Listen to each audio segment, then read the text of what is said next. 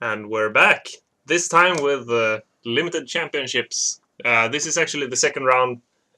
We didn't want to do the first round because that game is long and boring, and we wouldn't enjoy watching it. So we assume you won't either. Yeah. So we skipped it. Yeah, I can spoil the outcome. It was a draw. Yeah. And those games are never fun to watch. It was basically both me and Adam building up a board, playing a lot of characters, and not much happening at all. During the entire game. Yeah, exactly. There were a lot of removal going back and forth, but in the end it was but just... it was still like, well, here's my board with 7 dudes, and there's your board with 7 dudes. Yeah. Now Yeah. your board has 6, and my board has Alright, 6. so I will kill one of your guys, so you also have 6. Yeah. And this was, the limited championship, so we started with playing sealed. Yeah. And getting our 6 boosters. Yep. Free from Shade and free from 2nd edition. Yeah, so there will be a lot of old school cards and a lot of new school cards. Yeah, and there's gonna be, there was during this tournament a lot of, back and forth about how a card actually works, since some of the players hadn't really seen all of the new cards or played them. Or all of the old cards actually. Yeah, that's true. Because a lot of new players have only seen, like seed and forwards.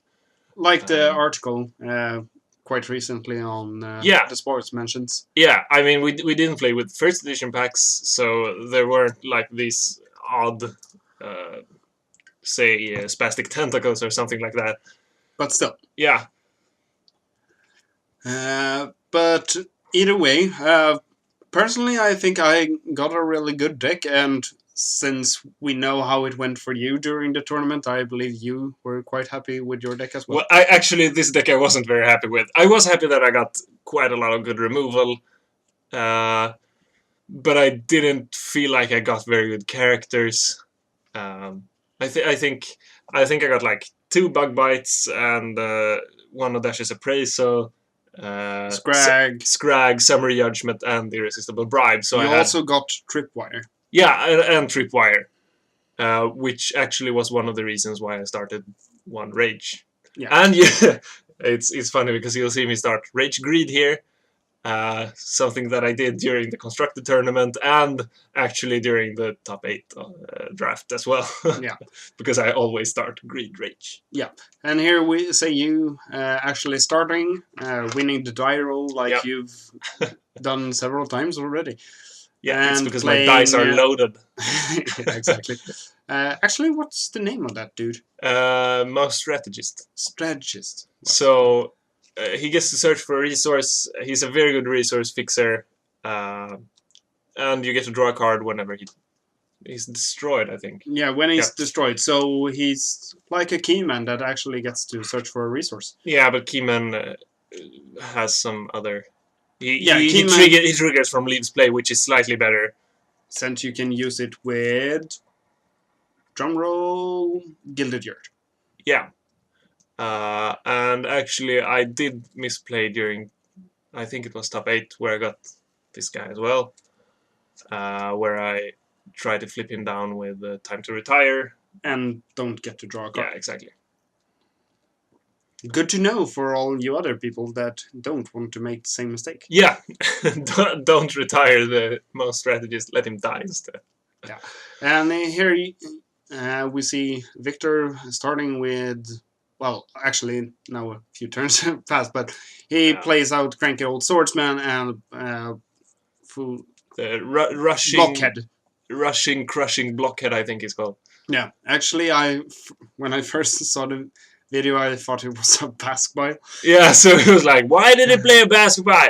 And why did it play it for 4? Yeah, and what Victor does here is the thing that a lot of new players don't seem to think about. You don't want to play your characters before you attack. No.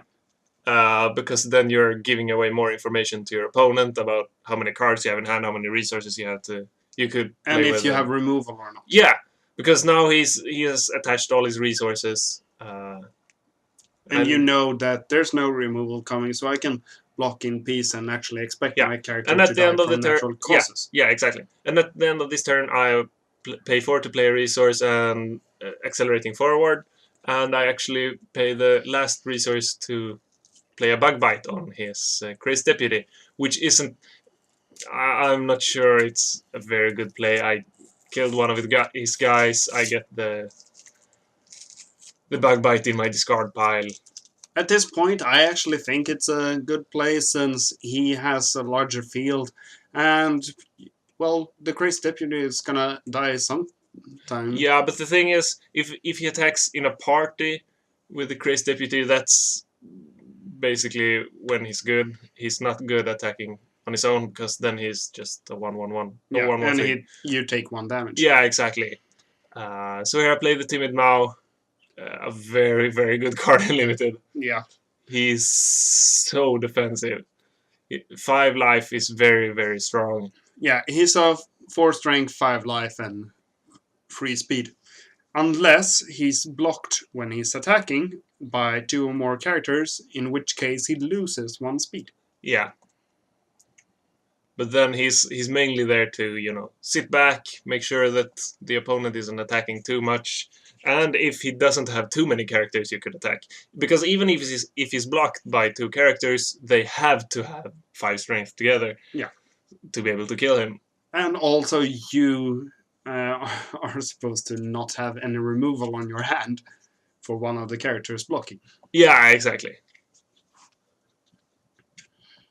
And there seems to be some thinking going on. I think Victor, my opponent here, or Victardius, is actually cursing over how big the Timid Mao is. An understandable statement. Yeah, because it's big. Yeah. I think I got 1 Timid Mao from this pool, and I also think I got the big guy from 2nd edition, Union Leader. Oh, right. So those were my main beaters, but the fatties. Yeah. Oh, I got a tad disingenuous too. So right, it's a character. I was like, what? Yeah. So I had some beaters, but not as much as I like. I prefer, when playing Limited, I prefer to get a lot of big guys and just roll from there. Yeah. And we see Victor actually playing the Warmonger, right? Yep, the Tabbashite Warmonger. But he doesn't have that one volition, so it doesn't actually provide the effect that you take damage from your own characters when attacking. Yeah, but then again, I'm not sure who'd benefit the most out of it. He has more characters. So he would take more damage yeah, if he basically that. And also the crushing blockhead. Yeah. If he doesn't have the rage threshold, which I don't think he has yet, he will... Not yet, but he does now, actually. Are you sure? I think he's like... because 4 rage. Yeah, and I think he's like 6 or something. Well, check that out. Actually, it was 6, so wrong from me. Yeah. Because it's a high threshold for him. Either way, he's not that far off. Yeah, but he don't really want to attack with it now. So he attacks with a cranky old swordsman. I'm not sure why he did that. I block with a timid... Yeah, oh, right. That's why he did it. Because he was thinking that if he dealt damage to it, he could play removal on it, which in the end turned out he couldn't. And also he didn't take any damage because the cranky old swordsman is only speed 2. Yeah. Because as we see, he has an impeccable timing in his hand. And damage doesn't actually reduce life. It's just compared to your life total. Yeah. And so the Timid Mao, even if he would have taken the damage from the creaky old swordsman, he would still have 5 life, but he would have taken damage as well. Yeah. And the reason why Victor took back 3 resources right now was because he was paying for something, but he never played anything, so he took them back. Yeah, I'm assuming he was going to pay 3 for the impeccable timing. Yeah. And he draws a card. I don't remember what he actually drew there. Since Yeah, I I'm was guessing actually... it was something. What? Yeah. So here you see me do something very uncharacteristic. I guess I have good cards in my hand because I don't pay 4 to play resource and then 3 to draw a card. I instead go for 2 cards. And get a massive hand. Since Yeah. you have that timid Mao, Yeah, I think actually I had a lot of removal in my hand and I wanted to keep that. Well, yeah, during limited, you almost always want to keep your removal in hand and not use them as face downs. Yeah, Since exactly. removal is really rare during limited for good reasons, it's something you really want to use when the timing is really well placed. Yeah, I think I might have a fist fight or something that I can't play unless I play it from face down. So that's about the only removal I'd play face down. Yeah, since you only have one threshold. Yeah, exactly. So that's actually interesting thing. Yeah, the cards that have different flip up threshold. Like it's I think fist fight and confrontational conflagration. Exactly. A lot of fire. Yeah, and also actually number 1 stunner. That's true. I think Backdoor Brigand also has. Well, there's several cards with different banana peel, but the point is that you can start with another type of resource and just make sure you can play the cards by playing them face down. Yeah, and here he plays Sarkophile. Yep, a bipolar Sarkophile, which today is happy since he got a token. So he's actually at the moment 3/4 with 4 speed. Yep, which isn't that bad. No, since speed is a little more valuable during limited play, since the speed characters have a tendency to actually be more important during combat. Yeah, since there's not just like, oh, you play a dude, I play removal. Yeah, exactly. And let's see. Victorious attacks with his rushing blockhead and his warmonger. Yeah, I don't really agree with this play because, I mean, if I didn't have any removal, which I have. Spoiler alert. Yep. I would have just let it through, and his blockhead would die. He would take 4 damage, and he would take 1 damage from the Thabashite Warmonger, so we'd both take the same damage, and he would lose a guy. Yeah. And I'd get to attack with my Timid Mao, which I think is a very good trade. But now I play my Tripwire. And kill the rushing blockhead, you assign 2 to the rushing blockhead and 1 to the Warmonger, and then block with Timid Mao. Yeah, so the Timid Mao will kill the Warmonger. This is actually a better trade for me, since he now has only the bipolar Sarkophile. He tries to play the impeccable timing. I point out that the Mao still has 5 life, and he gets to take it back because, well... I'm not actually sure. Do you know the wording of impeccable timing? If you have to pick a character with 4 life or less, or if you just pick a depleted character and destroy it? I believe it's that you pick a depleted character, and if it has, it's like Strangulate. Yeah. If it has. Yeah. So, you could have just let it go, and the character wouldn't be destroyed. Yeah, but as I said, and I pointed out, I prefer to win fairly. Yeah, I prefer to win and not feel like a douche. Yeah. Or rather, I prefer to lose and not feel like a douche than to win and feel like a douche. Yeah, exactly. And the Timid Mao attacks, and since the bipolar can't really survive confrontation with Timid Mao, Victorious takes 4 damage. I would actually agree with not blocking there, since if he gets something to buff his bipolar, like giving him a token, just placing a poison blade or anything on it, that 4 speed's gonna really play out in the end. Yeah, exactly. Or if he just, draws like a Snake Eyes or something. Yeah, exactly. I actually ran into a couple of Snake Eyes during the tournament. Sadly, it doesn't seem like Victorious actually got any of them. No, maybe he just didn't draw them. Well, that's true. And, well, since you're tapped out with characters, he attacks with his bipolar Sarcofile. Yeah.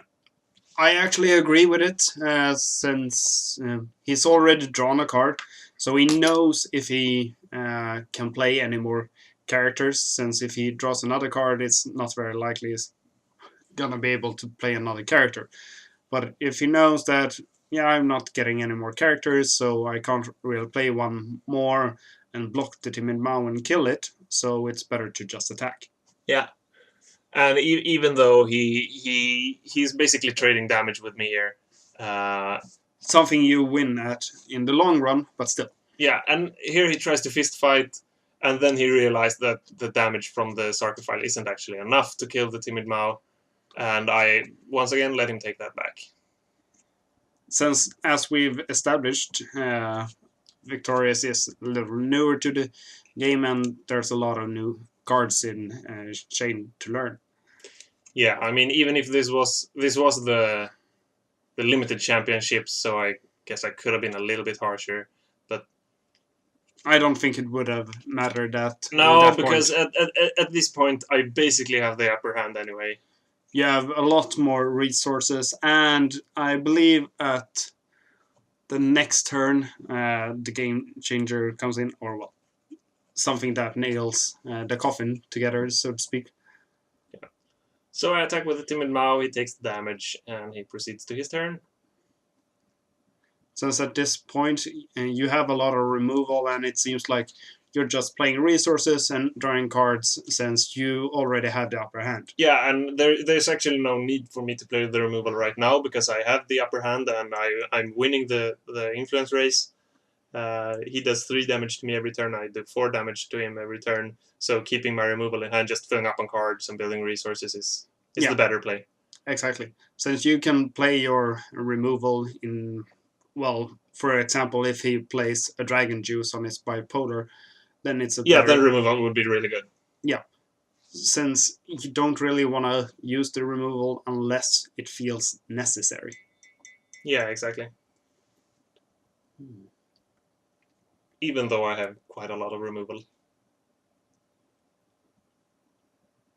So he swings through, I take the damage. Because, I still have the upper hand in the damage race. And it doesn't really feel... No, it's not like I'm close to being dead. I mean, he could play Dragon Juice, but then again, if he plays the Dragon Juice, I have the removal in hand, so I can kill him if needed. Exactly. And that's something you actually see more in Limited, that Dragon Juice is a little more dangerous there, since your opponent doesn't have as much removal as they would during a constructed match. Yeah, and especially during, or rather, especially with high-speed characters, if they have a fatty on the board, you can just swing with your high-speed character and kill it. Yeah, exactly. So in that way, Dragon Juice can also work as removal. Yeah, and here we see the classic Lekit play, paying for playing a resource and then paying free to actually draw the last card. Yeah, it's very nice to do when you have 6. With a resource. When you have 6 resources open, you can pay for it to play a resource and then use the new resources and the 2 previous resources to draw a card. And I start off attacking. Since, well, as I said, this is my race, I benefit from keeping it up. Yeah. And here comes the nail. A War Beast. Yeah. Fabocite War Beast. That at the moment is a 5/5.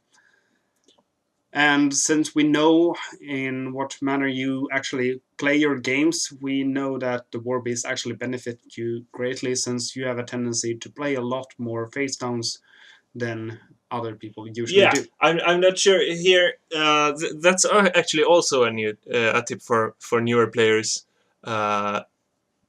If you have the threshold you need for playing the cards, don't play your resources face up.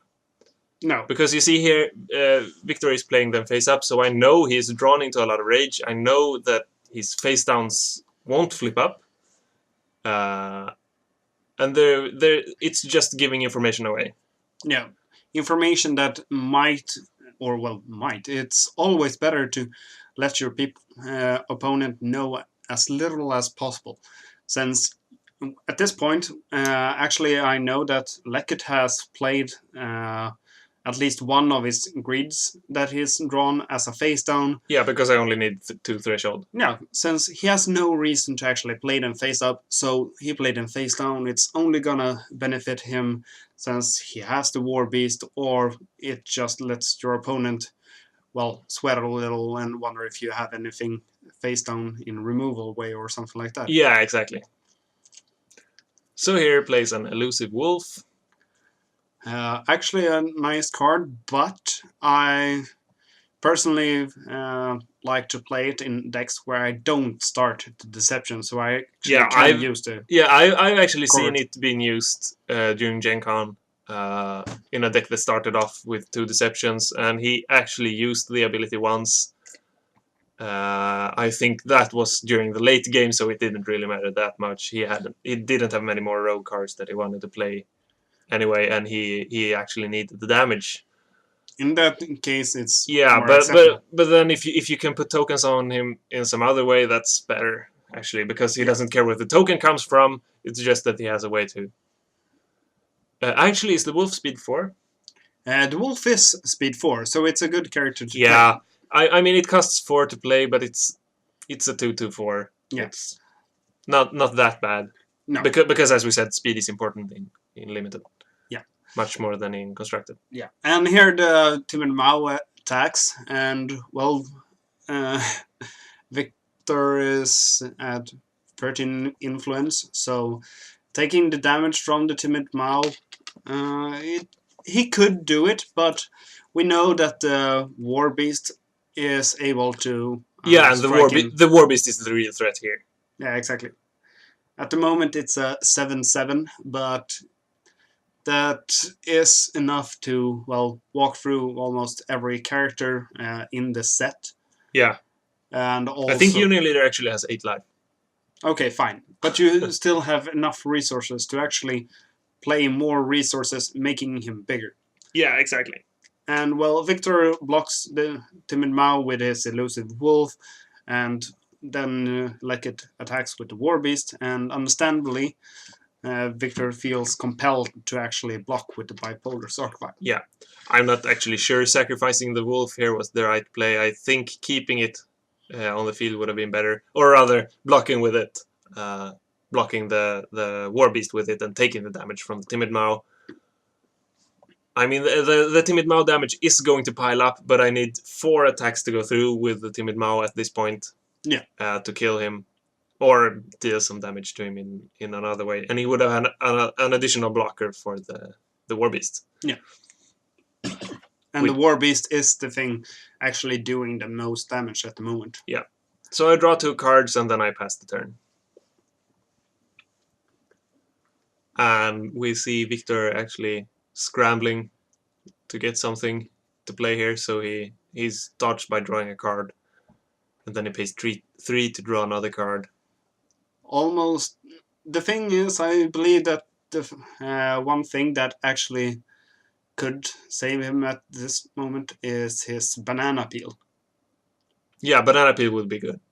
Yeah, since it's fine, you can give your opponent more resources. Yeah, but I'm ahead anyway. So what he actually needs to focus on right now is getting the War Beast off the table.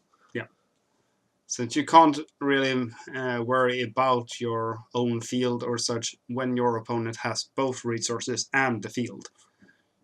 You need to pick one thing to focus on and then deal with it. Yeah. And since the field is the thing actually killing you, you might want to consider that your main priority. Yeah, exactly. So he pays 3 to draw another card. And at this point, it seems like he doesn't have really much else, but he has 2 left to play his...